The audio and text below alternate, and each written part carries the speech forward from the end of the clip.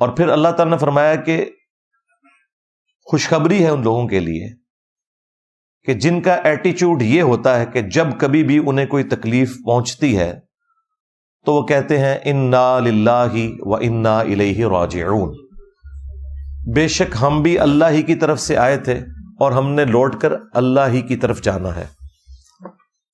یہ دعا وہ پڑھتے ہیں، یہ ان کا کلمہ ہوتا ہے تکلیف میں، دکھ میں، درد میں.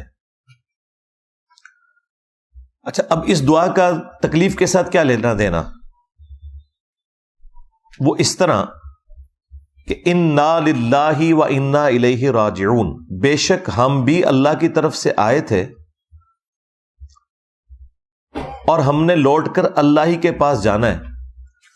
مراد یہ کہ ہم پہ اگر کوئی تکلیف بھی آئی ہے نا تو یہ بھی اللہ کی طرف سے آئی ہے، اور سب سے بڑی چیز یہ ہے کہ ہم نے خود بھی لوٹ کر اللہ کے پاس پہنچ ہی جانا ہے.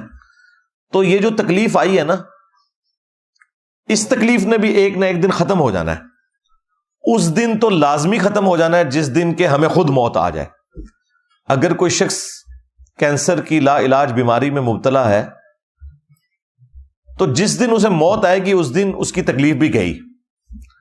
تو تکلیف کو بھی موت آنی ہے. جب انسان نے خود نہیں رہنا تو تکلیف کیسے رہ سکتی ہے ہمیشہ؟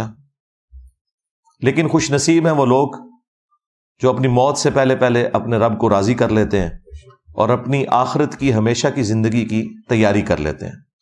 ان کے لیے تو یہ موت کا دروازہ ایک گیٹ ہے ہمیشہ کی کامیابیوں کا، نعمتوں کا، اپنے رب کے حضور پڑوس حاصل کرنے کا، اس کے دیدار کا. اللہم اجعلنا منہم مع النبیین والصدیقین والشہداء والصالحین.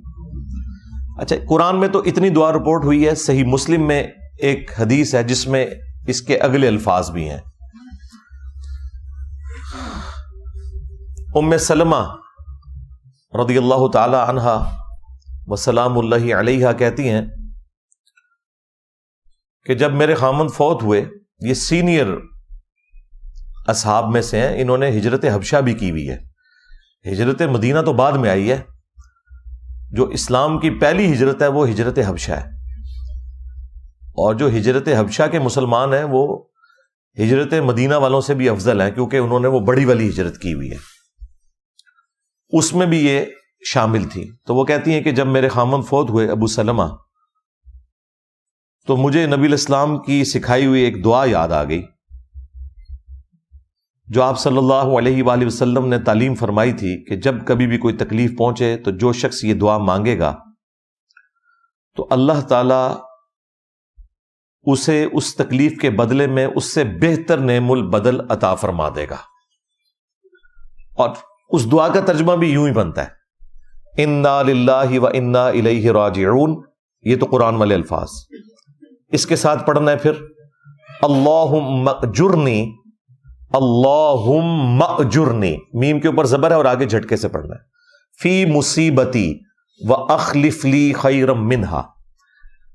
اے اللہ اس مصیبت میں مجھے اجر عطا فرما اور اس کے بدلے میں میرے لیے اس سے بہتر کوئی نعم البدل والا معاملہ فرما دے. تو ام سلمہ کہتی ہے کہ میں نے یہ دعا تو مانگ لی لیکن دل میں کھٹکا تھا کہ میرے خامند جیسا تو خامند ہی کسی کا نہیں تھا. مجھے ابو سلمہ سے بڑھ کر کون سا ایسا خامند مل سکتا ہے؟ اس تکلیف کا ازالہ اللہ تعالیٰ کس طرح فرمائے گا؟ تو کہتی ہیں کہ جب میری عدت پوری ہوئی تو خود اللہ کے محبوب صلی اللہ علیہ وآلہ وسلم نے مجھے پیغام نکاح بھیج دیا اور میری دعا اللہ تعالیٰ نے قبول کی اور یہ ام المومنین بنی. اور یہ ہماری وہ ماں ہے جو تمام ماؤں میں سے سب سے آخر میں فوت ہوئی ہیں. واقعہ کربلا کے بھی 2 سال کے بعد 63 ہجری کے اندر یہ فوت ہوئی ہیں ام سلمہ سلام اللہ علیہا ورضی اللہ تعالی عنہا. تو اللہ تعالیٰ نے انہیں نعم البدل بھی بہترین عطا فرمایا. تو یہ دعا سب یاد کریں، انا للہ و انا الیہ راجعون، اللہم اجرنی فی مصیبتی واخلف لی خیرا منہا. یہ صحیح مسلم کے اندر موجود ہے.